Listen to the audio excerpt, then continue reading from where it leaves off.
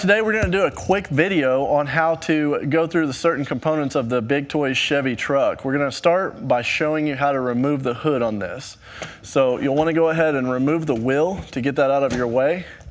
And inside, underneath, you're going to find 3 screw areas here. We've already removed the screws to make it easy, but there'll be 3 screws here on each side of the vehicle. You'll want to remove those. It's a total of 6 screws. To remove the windshield, you'll find these tabs here. The best way to do that is essentially get a flathead screwdriver and just bend them down. Those are going to be the 2 things you need to remove, the hood and the windshield. That way you can access under the hood to the electronics. Going to go ahead and just turn the vehicle over now. Put the wheel back on here just so it's easier to work on.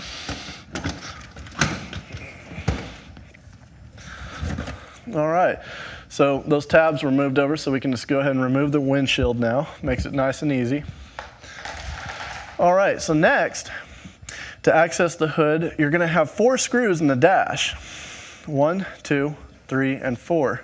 2 uppers, 2 lowers. You wanna remove those, simply slide the dash out, but not too much. You've gotta be very gentle because there are wires under there that can be pulled loose. What you're gonna then expose is there's actually gonna be a screw on each side. Again, we've already removed these for you just to make it easier. So once you've done that, you should be able to lift the hood up and simply move it out of place. Pretty easy process. What we're going to do now is simply go over the different components under the hood of the vehicle, so you know what you're looking at essentially. There's going to be all different wires under here. It looks like an intimidating process, but it's not bad at all. So I'm going to just start over here real quick. This is going to be the back side of the little sound control radio. This makes the startup sounds and everything. This whole entire circuit board here. You'll find this wire here. It's just going to go over here to the audio speaker. That's what makes the actual sounds from the little unit. You'll find a wire right here. This is going over to the steering wheel. So that triple wire going into the steering wheel is going to be your sound buttons, like horn and the built-in music tones. Okay. This right here is the power. This is sending the power to the little dash unit here. We'll go ahead and move over. These are simply lights that are in the dash that light up the gauges. And then we're going to keep moving over to the side here. We'll get back to the other wire in the middle. This is going to be your power switch. There's going to be 3 wires. The very bottom one is a ground wire. And then the 2 uppers are positive. Sometimes if one of these wires come disconnected, then the power button will actually work. It'll light up and everything like the vehicle's working, but it's actually has a wire loose or something, it actually won't power the vehicle up. So that's how to troubleshoot that. We'll move down. The switch right here is actually going to be the lighting switch. That's to turn the vehicle lights on and off. And then you go to right here, that's just your high and low speed switch, which is usually defaulted and bypassed by the receiver in the back under the seat, which we'll get to that later. Next, this is your gear selector switch. This is the back side of it. So you have your neutral, reverse, and drive. It's 3 wires. That's how they should look attached on there. It's just a quick reference. All right, so next you get here, this is the steering control module for the vehicle. So as we know, this vehicle has the power steering feature. So what I'm going to do real quick is I'm just going to unplug the speaker just for purposes of the video so we don't hear the sound. But I've powered the vehicle on now, and essentially it's got the power steering, and it actually goes down to this drive motor here. And this is the steering control module. So on the steering control module, you're going to find a wire right here, 3 of them, that go up to the steering wheel. What that is a sensor wire. It's a positional sensor. It senses what position the steering wheel is at. As you can hear there, to send the signal down to the wheels to turn it left and right. That goes into the control box. Next wire you're going to find is this right here comes from the receiver, which is under the seat. And the receiver receives the remote control signal from your handheld remote and essentially sends the information to the control box, tells the car to go left or right. This wire right here is also a positional sensor. This one, you'll find that it leads over to the steering motor here. Now we've uncovered this, it usually has a black plastic cover on it. This is called a positional sensor for the steering motor. So what it does is whenever you turn the steering left and right, it can tell in retrospect of where the steering is in reality. And here's that cover, by the way, just so you know what you're looking at there. It's just a little black cover. So I'm going to pull this out and just kind of demonstrate what this does. So whenever you're turning the steering left and right, it's actually turning this little dial here. So what this does is it senses what position the steering's at. It's like, you know, if you turn it all the way left, it says, okay, I'm all the way left. That's as far as I can go, stop. That's what that does essentially, to sum it up. This is just your steering motor. It gives power to the gearbox to turn everything left and right. Again, that leads back to the steering control module found under here. So what we're gonna do in this video real quick is just kind of show an overview of how to change out the control box and also the steering motor. We're actually going to start with the steering motor because it's very simple.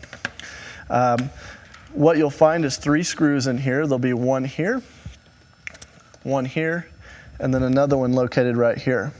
This is very simple.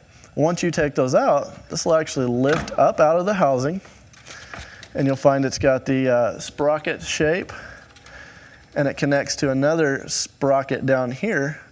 And as you can see, when I turn the wheels left and right, that turns, okay?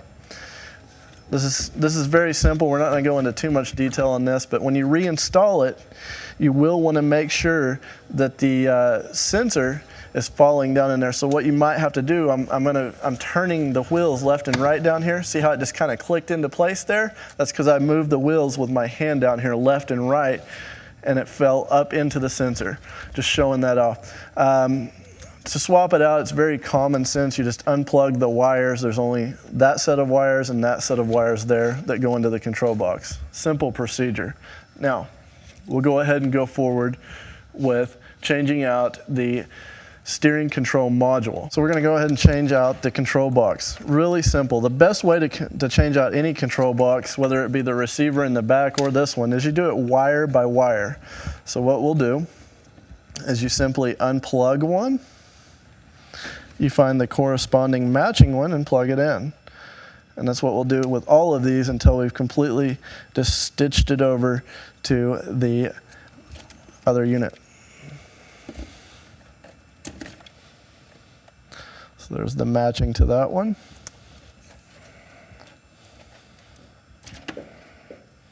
And there's the matching to that one.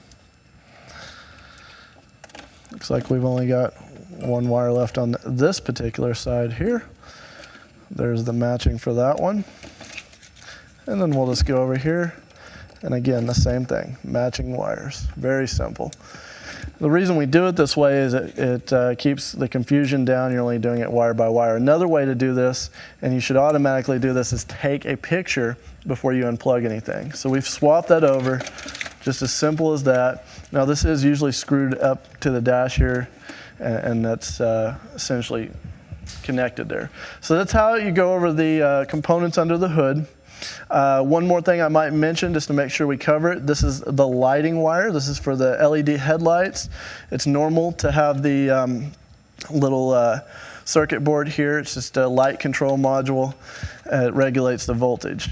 Any thin red and black wires throughout the vehicle like this going to the front outsides of the vehicle are usually lights. So we're going to go ahead and move on to the back of the vehicle next. And we're going to go over the components located in that. I'm going to just tip the vehicle up on its side and essentially go over all the components that you'll find under there. Okay. So what you'll find under here is you're going to see the battery. It's just a 12-volt, 10-amp battery, distilled lead acid. And next is the charging port. Another thing to always check when troubleshooting your vehicle, if it won't power on, is the charging port. If any of these wires come loose in any way, in most cases the vehicle will not power on. It'll be completely dead, won't do anything, because the power is run through the charging port. Moving to the side here, this is the fuse breaker. This is a self-resetting automatic 15-amp fuse.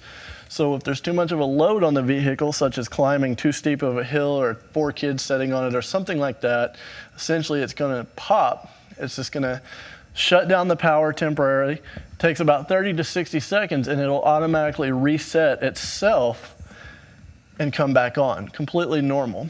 If you need to replace that, it's really easy. We have those available to send out. You take the 2 spade connectors off, swap it out. Simple as that. This right here, again, this has been disconnected from the car so we can reference it. This is the control receiver module. This is where the information goes in from the remote control, where the signal goes to. So here, these are just primary wires, essentially sending power to the unit. These are also power wires, I do believe, in the red and black there. The blue and white wires are actually going down to the drive motors that make the vehicle go forward and reverse and the 4-wheel drive feature. Most importantly, this is the steering motor wire. It's a smaller connector. It may be a different color wire on your unit, but usually it is the smaller connector here. This goes up to where we discussed earlier, the steering control module, and it essentially sends the signal for the car to turn left or right. And if we keep going through here, let's put that back, you're gonna find more light controllers. These go to the tail lights and the 3rd brake light on the back of the vehicle. So essentially, this goes over all the features of the Big Toys Chevy truck. Hopefully this was a helpful reference video, and we do thank you for watching. Have a good day.